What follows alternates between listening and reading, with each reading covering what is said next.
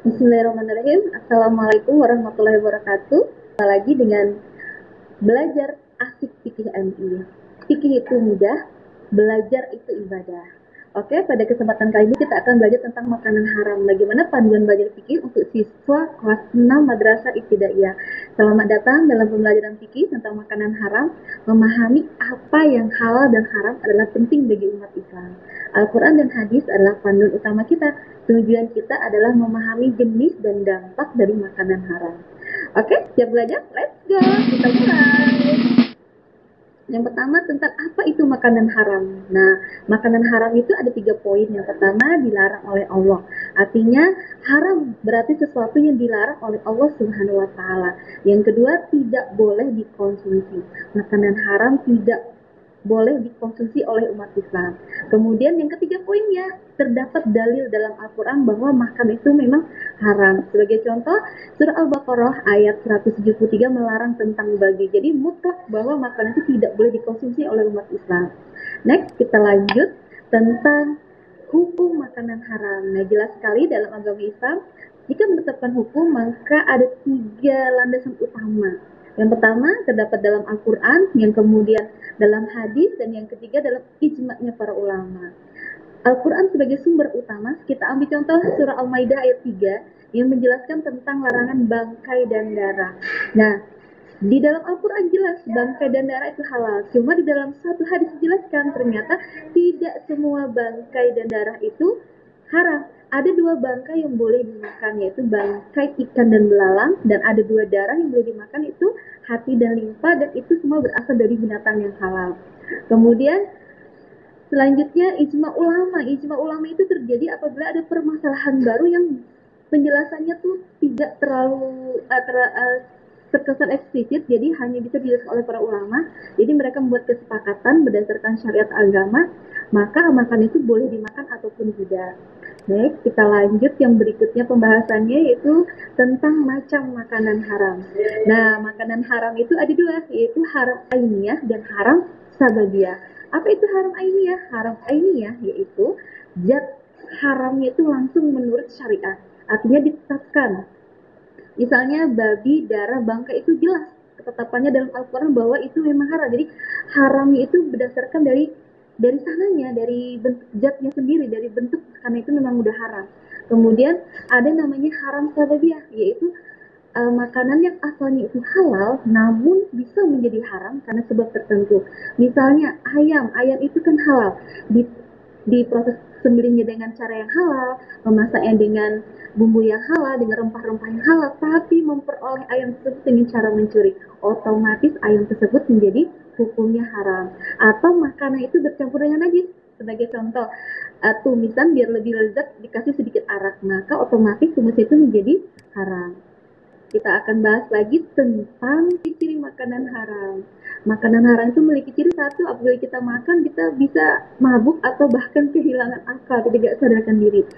Kemudian makanan haram itu bisa juga diambil dari bahan-bahan yang haram juga, kemudian tidak disembelih dengan nama Allah, tercampur dengan najis, atau makanan yang menjijikkan atau khaba'is.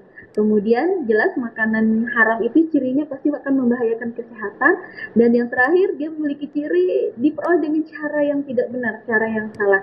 Maka hukum makan makanan yang seperti itu adalah menjadi haram. Oke, kita lanjut. Berikutnya adalah bahaya makan makanan haram. Tentu kalau sesuatu yang dilarang oleh Allah Subhanahu wa taala itu akan memiliki dampak yang tidak baik, dampak yang merusak bagi kita sendiri. Pertama, kalau kita masih ngeyel, masih suka aja makan makanan yang haram, maka murka Allah. Jelas Allah itu akan sangat murka, dan itu akan menyebabkan azab dan laknat dari Allah. Siapa yang berani bikin murkanya Allah? Ingat, kita di dunia ini hanya numpang. Kalau Allah udah murka, bagaimana kita seandainya diusir dari muka bumi, mau diam di mana? Ya kan? Makanya jangan sekali-sekali membuat murkanya Allah. Yang kedua adalah doa tak terkabulkan.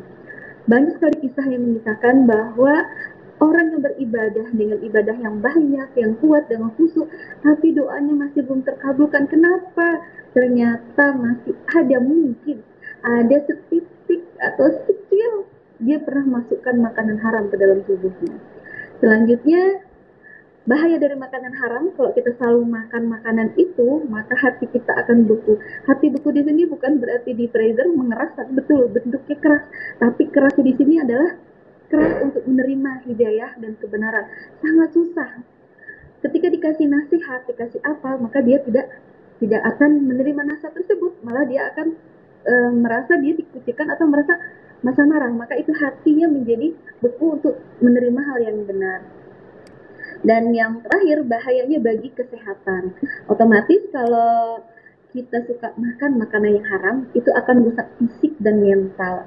Tidak hanya fisik kita saja yang akan sakit, mental kita pun pasti otomatis juga akan ikut sakit. Oke, sekarang bagaimana permasalahannya dengan kondisi darurat? Tidak ada pilihan lain, hanya tersedia makanan yang haram. Apa yang harus kita lakukan? Misalnya nih, daruratnya tidak ada makanan yang halal, hanya ada makanan yang haram.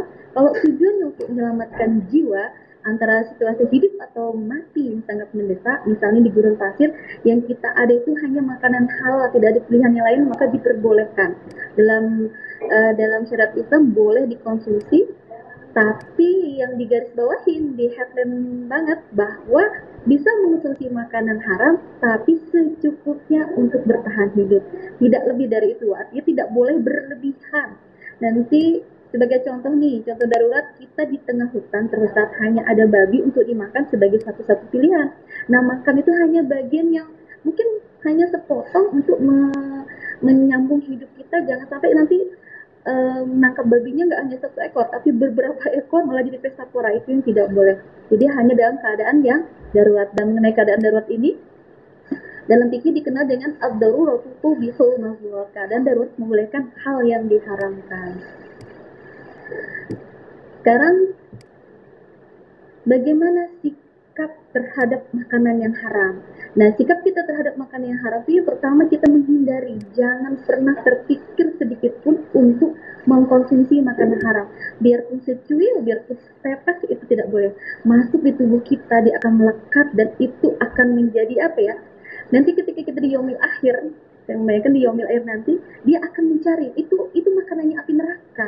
Misalnya makan itu menetas, nanti kenanya ke badan kita sebelah mana, mungkin di jari, maka itu akan dilahap oleh api neraka. Jadi berusaha kita menghindari makanan itu dengan cara apapun, jangan sampai masuk ke dalam tubuh kita.